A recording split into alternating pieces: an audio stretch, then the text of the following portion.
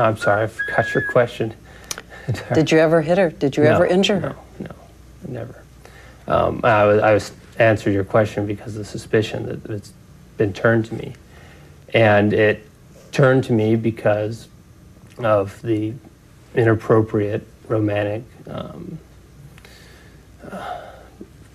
that I had with Amber Fry. Oh, man, that's bad. This is comedic. Yeah. If it weren't so sad, it would be funny. Yeah. We're laughing at this knucklehead, not with him. Trust us. Well, okay. There we go. Spit that gum out. Yeah. Jeez, I knew something was wrong. All right, Greg, what do you got? Yeah, so I'm just going to hit a couple of these because this is not a long clip. He conditions everything he says. He actually chuckles a little bit under his breath, which I find odd in the situation you're in. I mean, there's a lot of opportunities to make a mistake. He's got all these crazy words he used, and this is a control release. You can tell it's control release, and he's telling a story because he says, I answered your question because suspicion that has been turned to me. How much more passive can you get than, hey, maybe I'm guilty? Suspicion that has been turned to me. That's how many distances in Chase. I know you're going to cover the distancing piece. But this is a prepared question. He jumped the gun. He got nervous. And then my favorite is not only does he distance himself from the affair, not only does he distance himself from that, but he even conditions it by saying the inappropriate whatever word he uses there. It's just the most distancing crap I've ever heard to say, look, I was having an affair, so of course people are looking at me. That's probably what you would expect from a guy who is holding up his hand and saying, look, I made some guilt. This is trading guilt. He's saying, look, I was screwing around on my wife, and that's why people are looking at me. But even then, he conditions his trading guilt question. This is layer after layer after layer of BS. That's the way I look at it. Scott, what do you got? Yeah. And the whole answer is just, he says it in the tone of a child, or like it goes back and forth between being a child and talking to a child, not a child talking to a child, but it's like he's talking to her like something's wrong with her. You know, he's talking to her like she does, like to make it really simple for her to understand. Again, feigning that the horrible emotional experience he's supposed to be going through. And you're right. He doesn't even say what this romantic thing was. He just says romantic and then goes on.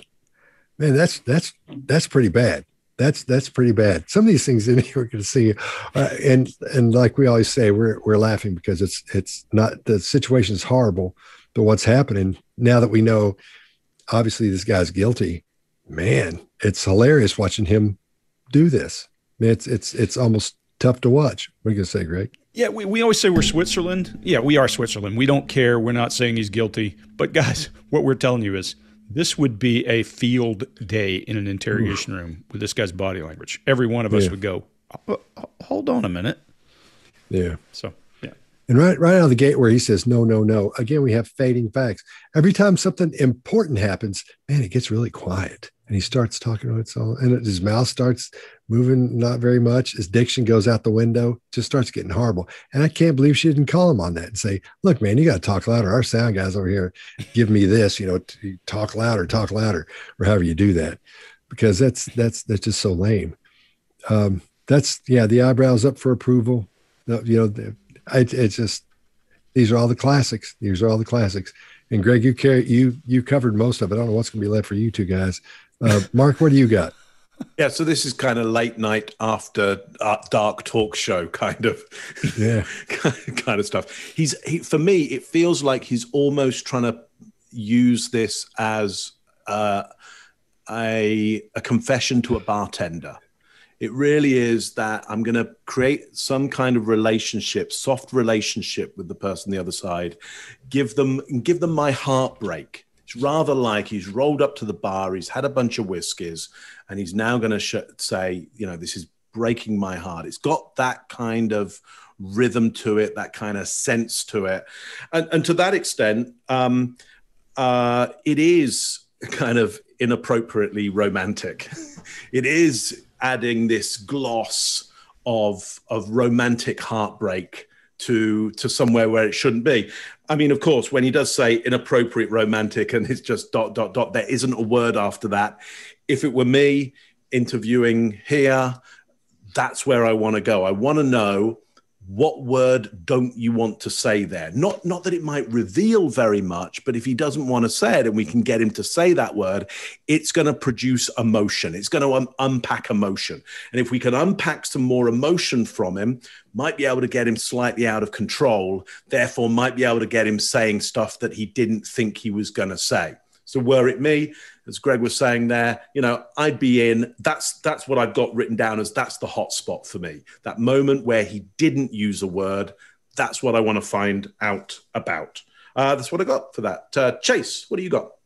So we've got fading facts. Scott called it out here. He won't say relationship. We had this romantic with Amber Fry, but I want you to listen. It's at the last quarter of a second at the end of this clip.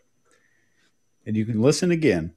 At the very end, after the word fry, he just mixes up a jumble of sounds to mentally distance from that name even.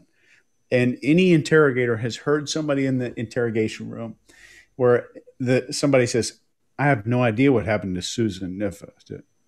And like just throw something at the end of a name. I've heard it maybe 100 times. I can't. Yep. I can't. You've pointed that out on here before. You pointed that out once before. Which one was it? You know what I think it is, Chase? Yeah. Sorry. Go ahead. Whichever one you remember. But you know what I think it is? If you write a sentence and you edit it in Word or something like that, and you go through and edit, you leave junk at the end. When a person's trying to edit their story and they're under high pressure, what I think, and I've seen this a million times in SEER school, right? Because those are people speaking English and you're talking to them and you know the story. When they jumble all that up at the end, it's almost always because they've been trying to edit as they speak. And people are not good at that. It's true. That's my opinion. He does one more thing here I think is interesting. If you watch anytime Princess Diana was interviewed and they start asking her personal questions, her chin goes down, her eyes look up. And I think Alan Pease uses a picture of her in the book to describe this behavior. And he does this while he's talking about, I know people think I'm guilty, but, I've got a lot of other stuff going on that makes me innocent. And we see that he doesn't do it at any other time except for right here. You see the shift from normal eye contact to head down, looking up. And this is the innocence. It's meant to portray innocence. Keep in mind, it's an unconscious portrayal of innocence, not conscious. I'm sorry, I forgot your question.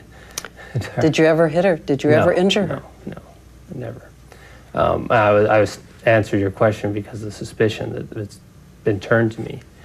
And it turned to me because of the inappropriate romantic that I had with them. If you like this video, get the full body language breakdown and analysis on our main channel by clicking this video right here.